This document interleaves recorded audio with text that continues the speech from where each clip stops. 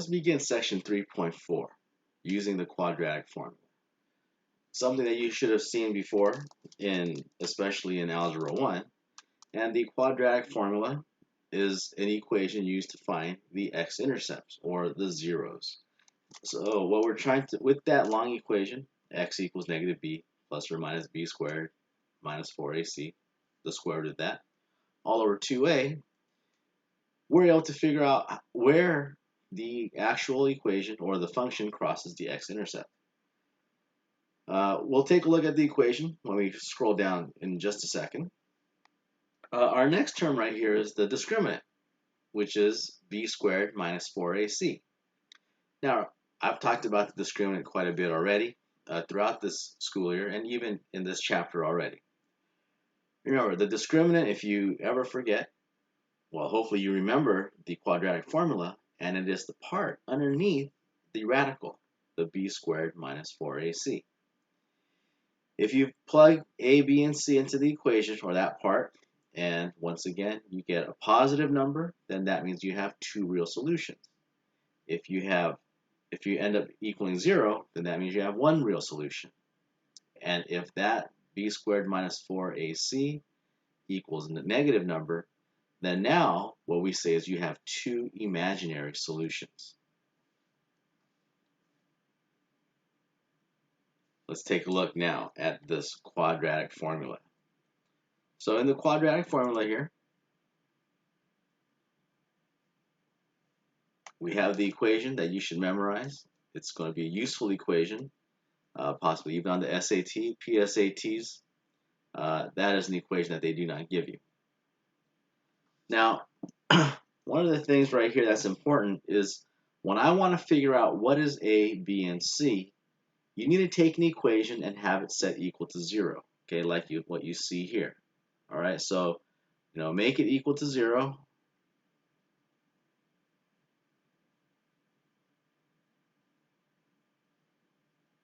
First, because if it's not set equal to 0, then your values of A, B, and C will not be correct. And then once you know what that is, you can go ahead and plug things into negative b plus or minus the square root of b squared minus 4ac all over 2a. Now, I guess just kind of recapping things, methods for solving the quadratic, okay, solving for zeros or x-intercepts. First one that we've talked about is graphing, and that you've done, where you want to see where the function crosses the x-axis. Step 2 is if you could take a function and you could set it equal to 0 and then factor and solve. Step 3 was using the square roots. 4 was completing the square. And finally right here, number 5, which is the quadratic formula. Completing the square, quadratic formula. Those two always work. So if you ever had any doubt wondering how to find the zeros, then you could always use those two. Factoring doesn't always work because not everything's factorable. So that's why in solving using square roots, it depends if the problem is set up in that format that will allow you to solve it using square roots. And even graphing, it works, but it's not going to be exact, because sometimes the function doesn't go through a whole number. So therefore, graphing is probably not the best method. It might be one of the worst ones in that case. Now, let's take a look right here. Solving real-life problems.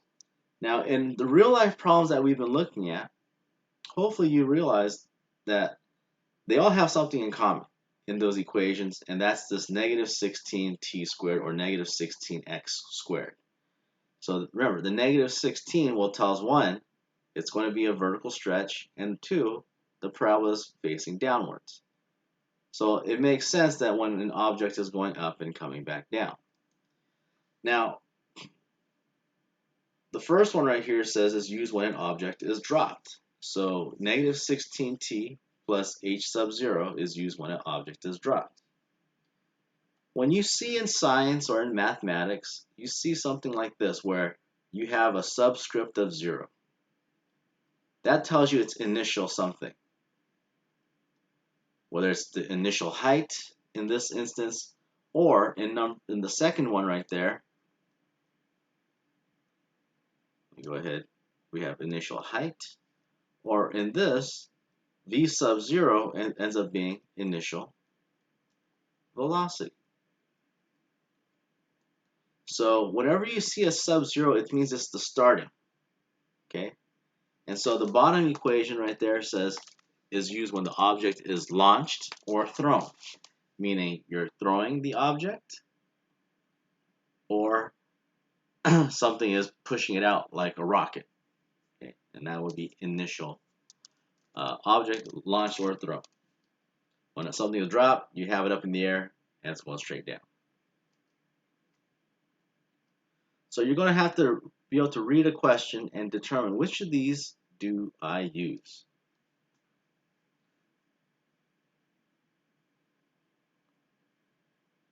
All right, once again, talking about the discriminant real fast. Remember, if that b squared minus 4ac is positive, you have two real solutions, meaning it's going to intersect the x-axis at 2 points. One real solution, you can see it intersects at one spot right there. And we have two imaginary solutions, meaning it does not intersect the x-axis at all. But you do get two answers, because remember, there's in the quadratic formula, there's that plus or minus. All right.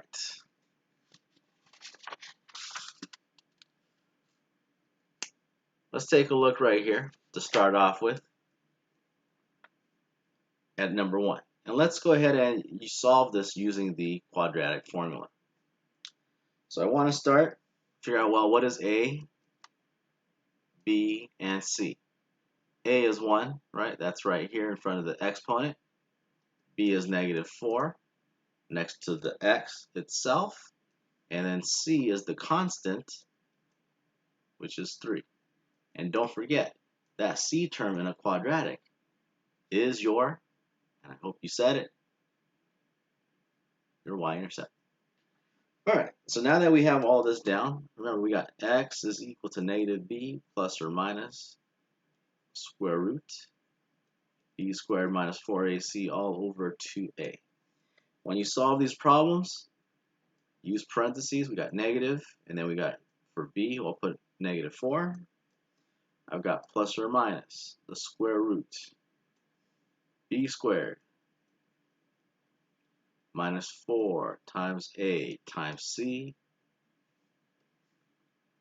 all over 2 times a. Okay. Once again, parentheses I would say is extremely critical. I know a lot of times in the very beginning, people are like, oh, there's already a negative there, and my b term is negative, so I'm just going to plug in -4. No, there is a negative that's already attached to this equation, so you need to make sure it's there. And don't forget, all of this is equal to x because we are trying to find the x-axis. So let's start simplifying this. -4 is +4, plus or minus right here. And then I end up with 16. The -4 squared is 16, and then -12 all over 2. And then I got x is equal to 4 plus or minus the square root of 4 over 2. So remember, this right here is my discriminant. It's positive, meaning I should have 2 real solutions. Let's go ahead and simplify it all. And then I've got 4 plus or minus the square root of 4 is 2 over 2. And something like this you should be able to simplify easily. 4 plus 2 is 6, divided by 2 is 3. And then the other one is 4 minus 2 is 2, divided by 2 is 1. And there are your 2 solutions. 2 real. All right. Let's go ahead and take a look next at example number 2.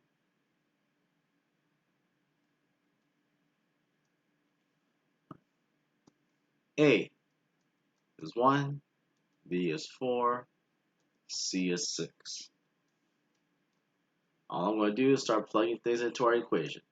-b.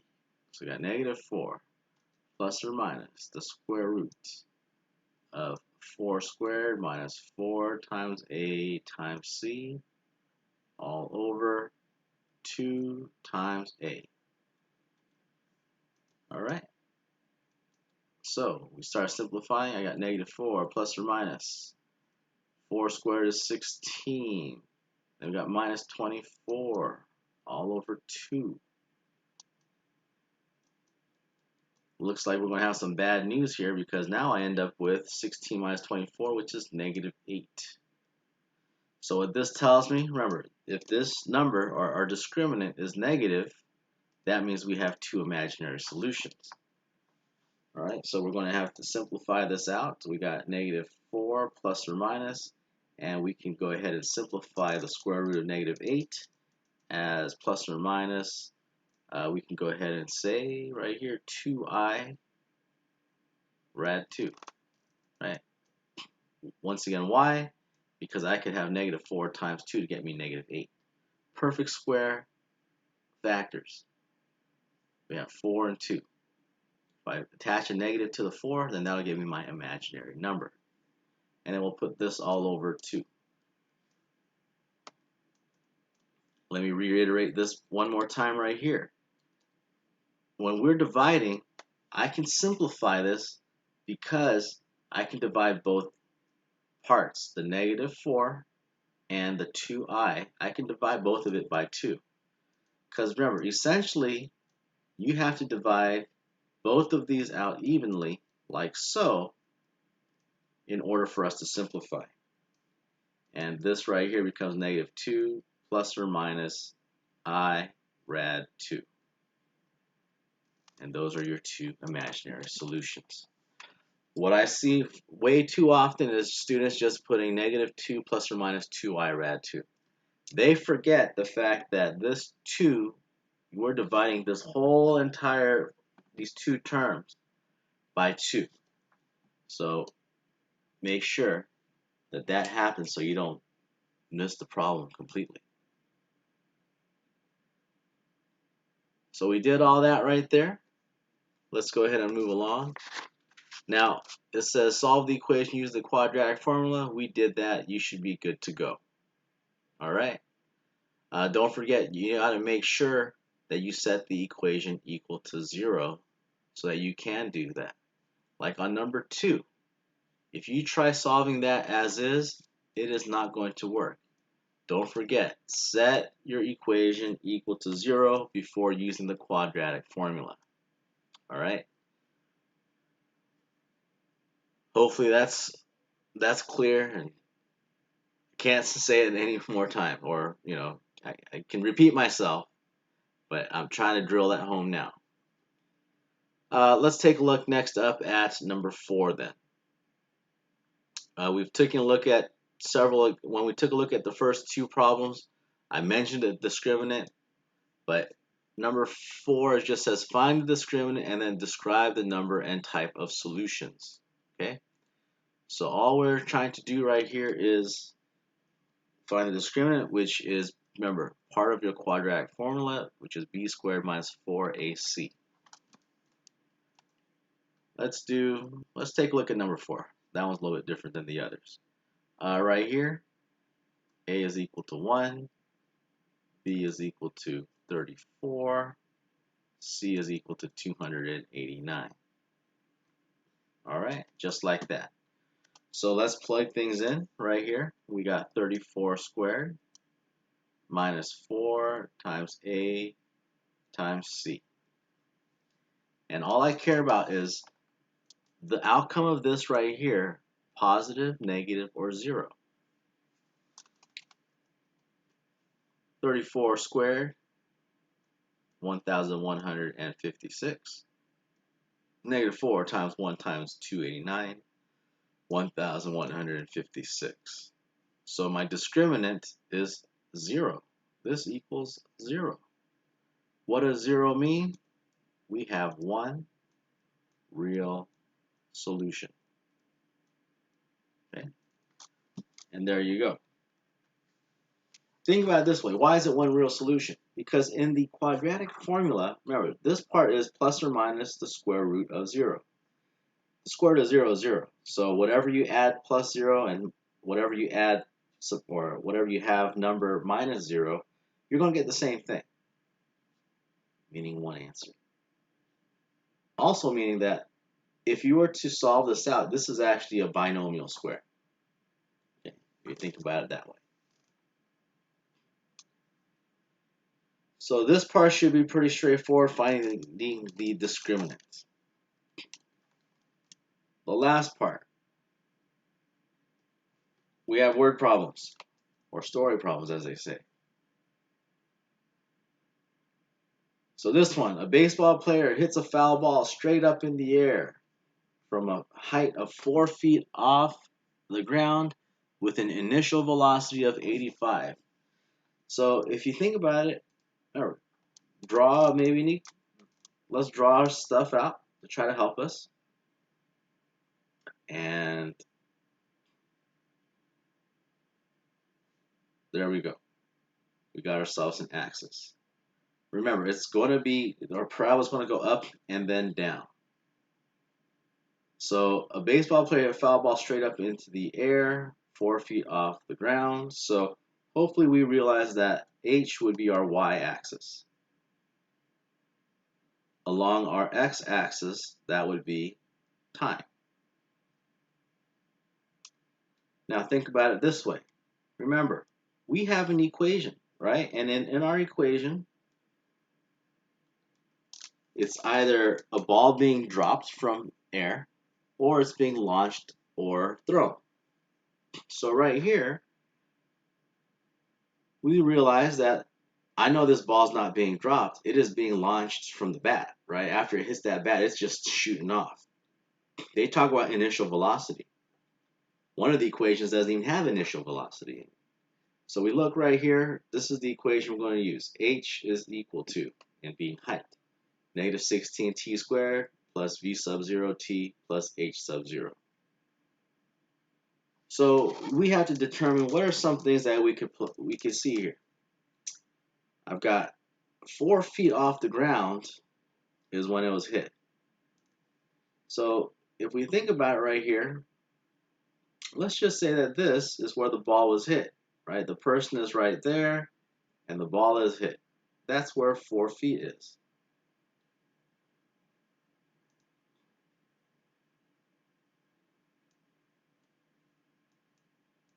The ball, its trajectory is to go up, and then it's going to come back down and eventually hit the ground, unless something gets in its way. So if I look at the equation, let's see what we could do.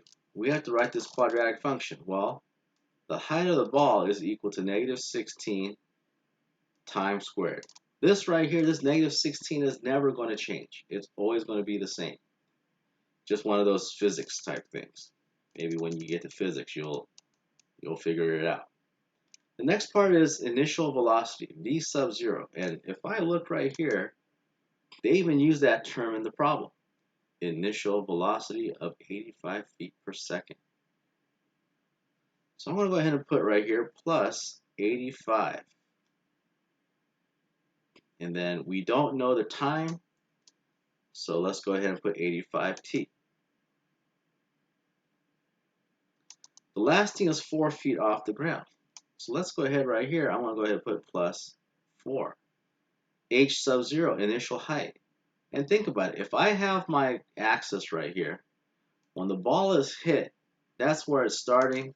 We can go ahead and say that that is my y-intercept right here. And it makes such logical sense, and it's coming all together, and it is great. So there's my equation. Writing the quadratic function that represents height h of the ball t seconds after it hits the bat. Let's go to letter B. When is the ball 110 feet off the ground? Okay, so we're going to try to figure out when is the height at 110. Now remember, height would represent your value of h. So let's see right here. What can I do? What can I do? I will take 110 set it equal to h, and then we got ourselves our lovely equation right here.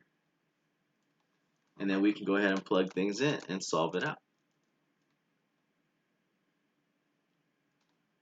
How could I solve it? Well, this section happens to be about the quadratic formula, so maybe we could use that here. So what do? Let's go ahead. Let's start off. Let's set this equal to 0. Remember, and then in the beginning I did say, hey, there are several ways that we've learned how to solve these types of equations. I'll subtract 110 to both sides, and I end up with negative 106. So I think the easiest way for us to do this problem, hey, just go ahead and use the quadratic formula. Okay, so we got negative b.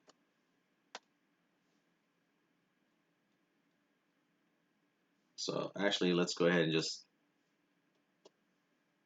plug in the numbers. So I got negative b, which is 85, plus or minus the square root of 85 squared minus 4 times a times c, all over 2 times a. So you could use your calculator right here. Make sure you plug things into the right spot. Make sure we have the right signs.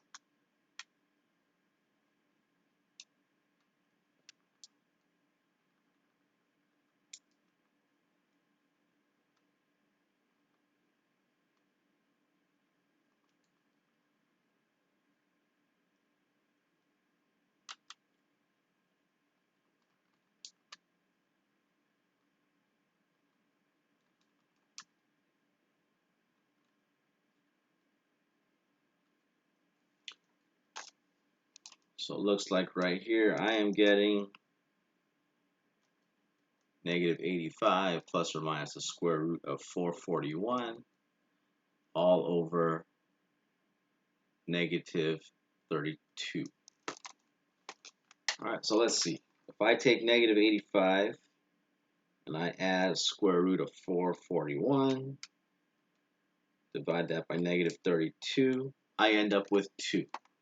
Okay, so one of my answers right here happens to be t is equal to 2. All right, so that one of our answers will be 2 seconds. Let's see right here. We got negative 85, and then minus the square root of 441, and then divide that by negative 32, and I get a not so nice number.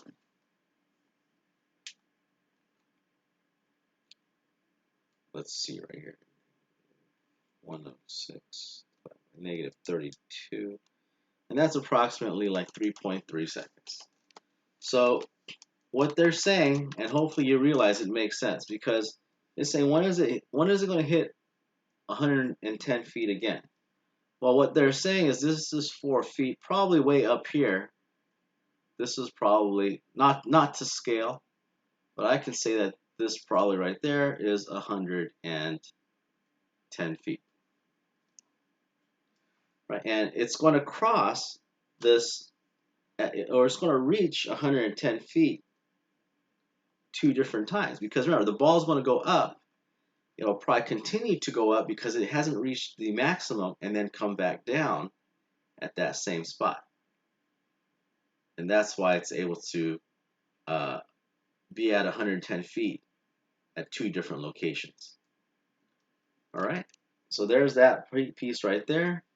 And then part C, the catcher catches the ball 6 feet from the ground. How long is the ball in the air? Well, if I want to figure that out, you're going to have to go ahead and solve for C, or sorry, plug 6 in for your height, and then work out the same process again. And for you to figure out how long it's in the air, you're going to have to count when does it go from the initial part, remember, because x is time, right? So you would have to figure out where does it go from after 4 feet, 6, and then come back down at 6. Okay, so the catcher catches the ball 6 feet from the ground. So you want to figure out where exactly it happens to be 6 feet, and it could catch it twice, but most likely it didn't go way up in the air and then come back down. So you're probably going to want to figure out your one answer, and that answer would be right around here, very close to the catcher. All right, so that part you should be able to do, or come see me during tutorial or in class, and I can go over that problem, finish part C. All right, there's the conclusion of 3.5.